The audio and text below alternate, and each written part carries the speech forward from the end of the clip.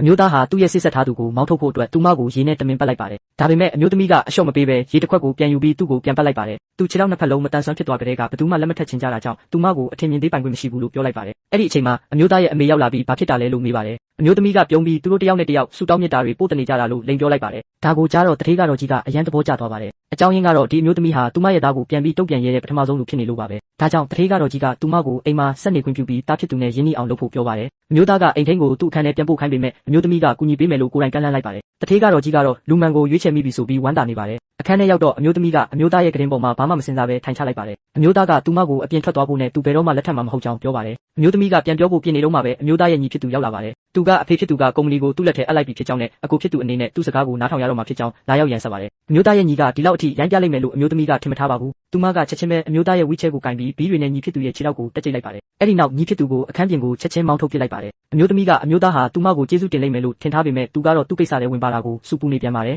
ဒါကြောင့်သူမစိတ်တူသွားပြီးသူ့ကိုကြမ်းပြင်ပေါ်ကန်ချလိုက်ပါတယ်ပြီးတော့သူမဟာသူ့အမေလိုမျိုးသူ့အလိုကိုအမြဲလိုက်နေမှာမဟုတ်ဘူးလို့ပြောလိုက်ပါတယ်အမျိုးသားဟာသူမကိုမအနိုင်ရပေမဲ့ပြန်ပြီးတော့လည်းမငင်းနိုင်ရှာပါဘူးနောက်နေ့မှာတော့အမျိုးသမီးဟာအမျိုးသားကိုခေါ်ပြီးလက်ထပ်စာချုပ်သွားချုပ်ပါတယ်တထေးကတော့ကြီးကအရန်ဝမ်းသာသွားပြီးအမျိုးသမီးကိုဒေါ်လာ10 တန်းတန်နဲ့ဘဏ်ကတ်တစ်ခုပေးလိုက်ပါတယ်အမျိုးသမီးကလည်းအမျိုးသားကိုအနာဂတ်မှာကောင်းကောင်းစောင့်ရှောက်ပါမယ်လို့ကတိပေးလိုက်ပါတယ်အဲ့ဒီအချိန်မှာဆရာဝန်ကအမျိုးသားရဲ့ခြေသလုံးတွေကိုတွေးလက်ပတ်မှုကောင်းအောင်ပုံမှန်နှိမ့်နယ်ပေးဖို့လိုအပ်ကြောင်းပြောပါတယ်ဒါကြောင့်အမျိုးသမီးဟာနှိမ့်နယ်နည်းတွေကိုစတင်သင်ယူပါတော့တယ်အမျိုးသမီးစိတ်ပါလက်ပါတင်ယူနေတာကိုမြင်တော့အမျိုးသားဟာစိတ်လှုပ်ရှားသွားပေမဲ့အတိမတ်မပြုတ်ကျင်တာကြောင့်သူမနှိပ်တာဘာမှမခံစားရဘူးလို့တမင်ပြောလိုက်ပါတယ်အဲ့ဒီစကားကိုကြားတော့အမျိုးသမီးကသူ့ရဲ့ပေါင်တွေကိုရုတ်တရက်ထိလိုက်တာကြောင့်အမျိုးသားဟာထိတ်လန့်တကြားနဲ့သူမလက်ကိုဖမ်းကင်လိုက်ပါတယ်သူတို့နှစ်ယောက်ရင်းနှီးနေတာကိုမြင်ရတဲ့တထေးကတော့ကြီးကတော့စိတ်အေးသွားပါတော့တယ်တနေ့မှာတော့အမျိုးသားရဲ့ရီးစားဟောင်းအိမ်ကိုရောက်လာပါတယ်ရီးစားဟောင်းကအမျိုးသမီးဟာအမျိုးသားနဲ့လုံးဝမထိုက်တန်ဘူးလို့ပြောပြီးသူတို့ကိုကွာရှင်းခိုင်းပါတယ်အမျိုးသားကသူမကိုချက်ချင်းထွက်သွားဖို့ပြောလိုက်ပါတယ်အမျိုးသားကသူမဘက်ကနေကာကွယ်ပေးလိုက်မယ်လို့အမျိုးသမီးကထင်မထားတာကြောင့်အံ့ဩသွားပါတယ်သူမကအမျိုးသားနားကိုသွားပြီးရီးစားဟောင်းကိုသူမရဲ့ခွေးနဲ့အတူအခုချက်ချင်းထွက်သွားဖို့ပြောလိုက်ပါတယ်ဒါပေမဲ့ရီးစားဟောင်းကခွေးကြိုးကိုတမင်လွှတ်လိုက်ပါတယ်ခွေးကအမျိုးသားကိုကြိုက်တော့မဲ့အခြေအနေမှာအမျိုးသမီးကသူ့ကိုကာကွယ်ဖို့အတွက်